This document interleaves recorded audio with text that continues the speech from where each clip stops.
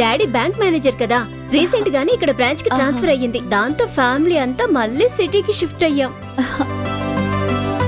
నీకొక విషయం తెలుసా, ఇక్కడికి వచ్చాక నిన్ను కలుసుకోవాలనే ఇంట్రెస్ట్ నాకంటే మా డాడీకే ఎక్కువయ్యింది. అంకుల్ కా? ఎందుకు?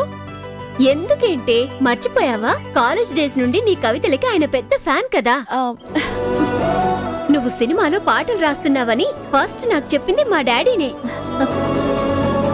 ఆ పాటలు వింటూ వాటిలో పదాలకి ఇంప్రెస్ అయిపోతూ ఉషా గురించి ఎలాగైనా డీటెయిల్స్ తెలుసుకొని ఒకటే టార్చర్ నాకు. ఫైనల్ గా ఇలా కలిసాము. అంటే అంకుల్ గురించే తప్ప నీకు నన్ను మీట్ అవ్వాలని ఇంట్రెస్ట్ లేదన్నమాట. ఇంట్రెస్ట్ లేకపోతే డాడ్ చెప్పకుండా నీ ఫోన్ నంబర్ కోసం ట్రై చేసేదాన్నా, సోషల్ మీడియాలో నీ పేరు కోసం వెతికేదాన్నా. సోషల్ మీడియాకి అప్పుడు దూరమే, ఇప్పుడు కూడా దూరమే అని నీకు తెలుసు కదా. తెలుసనుకో, కాకపోతే మీ ఆయన నిన్ను మార్చాడేమో అని చిన్న ఆశతో చెక్ చేశాను. ఒకరినొకరం అర్థం చేసుకోవడం, ఇద్దరి అభిప్రాయాలకి విలువివ్వడం తప్ప మేమిద్దరం ఒకరినొకరం మార్చుకోవాలి అనుకోము. ఓహో, అంటే మ్యారిటల్ లైఫ్ ని బాగానే ఎంజాయ్ చేస్తున్నావన్నమాట. ఓన్ ఎక్స్పీరియన్స్ తో రాయటం వల్లేనేమో నీ ప్రేమ పాటలు అంత అద్భుతంగా ఉంటున్నాయి. నా ప్రేమ గురించి సరే, నీ పెళ్లి సంగతి చెప్పు. వద్దు తల్లి, నువ్వు కూడా మా డాడ్ లా టార్చర్ పెట్టకు. ఇంకొన్ని రోజులు నన్ను ఫ్రీగా బ్రతకనివ్వండి. ఫ్రీడమ్ అంటే ఒంటరిగా బతకడం కాదు, నచ్చిన వాళ్లతో సంతోషంగా బతకడం. మేడం, మీ కవితా భావాల్ని నా మీద ప్రయోగించొద్దు. ఈ మాటలు గాని మా డాడీ విన్నారనుకో, నన్ను అస్సలు వదిలిపెట్టరు. పద పద వెళ్దాం పద. ఎక్కడికి? ఇంకెక్కడికే, మా ఇంటికి. నీ హార్డ్ కోర్ ఫ్యాన్ మా డాడీ ఉన్నారు కదా, ఆయన్ని మీట్ అవడానికి. ఇప్పుడు కాదులే శ్రీనిధి, ఇంకో రోజు ఎప్పుడైనా వస్తాను. కాదు, నువ్విప్పుడే రావాలి. నిన్ను మీట్ అయ్యానని డాడీకి చెప్పాననుకో, నిన్నెందుకు తీసుకురాలేదని నన్ను తిట్టకుండా తిడతారు. ఎలా తిడతారే? ఈ టైంలో అంకుల్ బ్యాంక్ లో ఉంటారు కదా. మనం ఇలా మీట్ అవుతామని డాడీకి ముందే తెలుసేమో. ఈ రోజు లీవ్ లోనే ఉన్నారు. నువ్వు ఇక ఎస్కేప్ అయ్యే ఛాన్సే లేదు. పద పద పద పద. కూర్చో.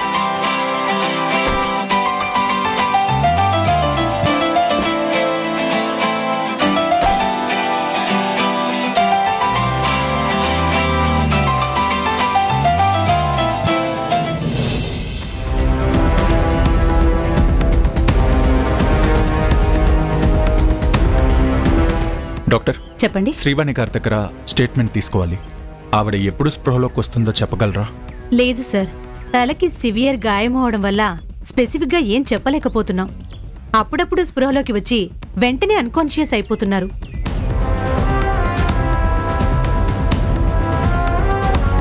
ఆవిడకి సంబంధించిన రిలేటివ్స్ ఎవరైనా వచ్చారా? వాళ్ళ కజిన్ బ్రదర్ ఒక ఆయన వచ్చారు. ఇప్పటి వరకు ఇక్కడే ఉండాలి. అదిగో వస్తున్నారు.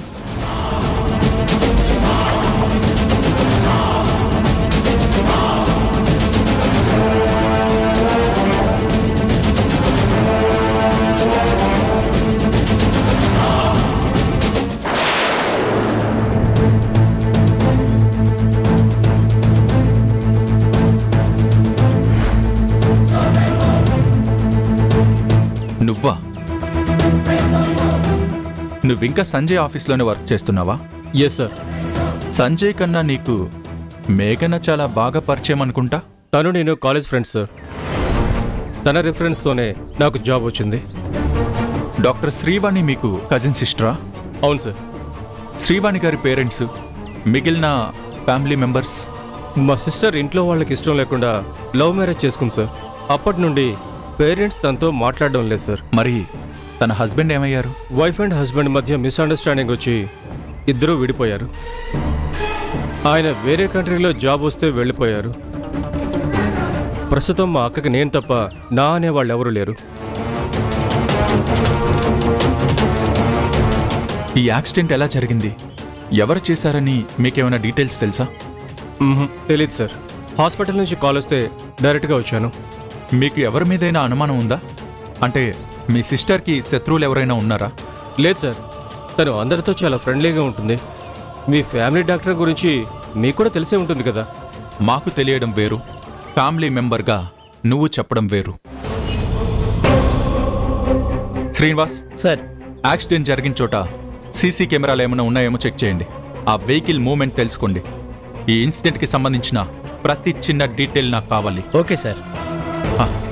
డాక్టర్, పేషెంట్ స్పృహలోకి వస్తే నాకు వెంటనే ఇన్ఫార్మ్ చేయండి. శ్రీవాణి గారి దగ్గర స్టేట్మెంట్ తీసుకుంటే ఈ కేసు సాల్వ్ చేయడం ఇంకా సులువు అవుతుంది. Sure sir. సార్, ఇది న్యాచురల్ యాక్సిడెంట్ కాదని మీకెందుకు డౌట్ వచ్చింది? ఆ డీటెయిల్స్ నేను తెలుసుకోవచ్చా?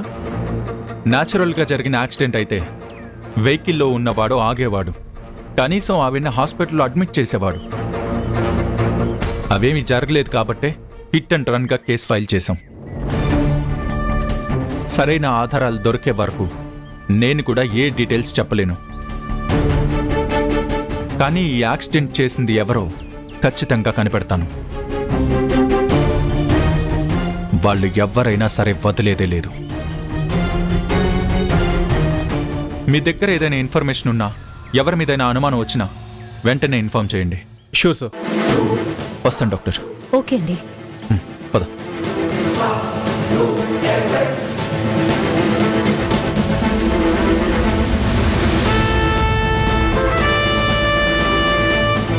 శ్రీనివాస్ సార్, శ్రీవాణి గారి personal and professional details verify చేయి. అలాగే ఈ కార్తిక్ గురించి కూడా ఇన్ఫర్మేషన్ కావాలి. Okay sir.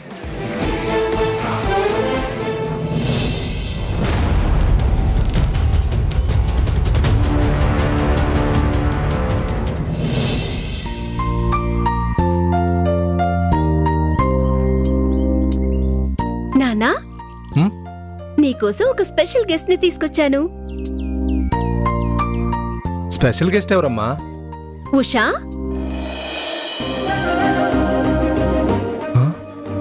ఉషా? అమ్మ ఉషా, రామారా రా.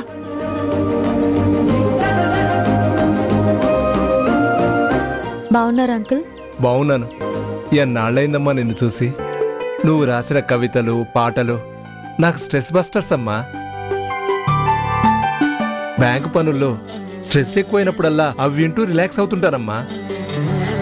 ఉషా, కాలేజ్ డేస్ లో నువ్వు రాసిన కవిత్వాలన్నీ మా నాన్న ఒక బుక్ ప్రింట్ చేయించుకున్నారు తెలుసా? తన ఫ్రెండ్స్ ఎవరైనా వస్తే వాటిని చూపిస్తూ ఎంత ఎక్సైట్ అవుతారో తెలుసా? నన్ను ఇంతగా అభిమానించే మనుషులున్నందుకు నేను చాలా లక్కీ. ఏదో సరదాగా రాసిన కవితలు, అవసరం కోసం రాసిన పాటలు మీకు ఎంతగా నచ్చడం, మీకు స్ట్రెస్ బస్టర్గా మారడం నిజంగా నా అదృష్టం అంకుల్. అయ్యో, అంత పెద్ద మాటలు ఎందుకమ్మా? అదంతా నీ గ్రేట్నెస్ అమ్మా. అమ్మా ఉషా, మీ అత్తయ్య గారి పరిస్థితి కూడా రీసెంట్గానే తెలిసింది.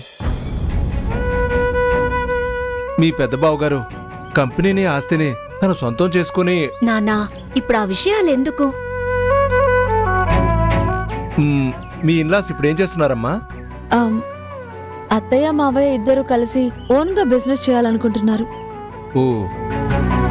కానీ ఏ బ్యాంకు కూడా లోన్ ఇవ్వడానికి విల్లింగ్గా లేదు అంకుల్. వాళ్ళ పేరు మీద ఏ ఆస్తులు లేకపోవడం వల్ల షూరిటీ లేకుండా లోన్ ఇవ్వడం కుదరదని బ్యాంకులన్నీ రిజెక్ట్ చేస్తున్నాయి. మీ అత్తయ్య గారి పేరు మీద ఆస్తి లేకపోయినా ఆవిడ స్టార్ట్ చేసిన కంపెనీ, ఆ కంపెనీ సక్సెస్ ని కన్సిడర్ చేయొచ్చు కదమ్మా. అంకుల్, మీరు కన్సిడర్ చేస్తారా?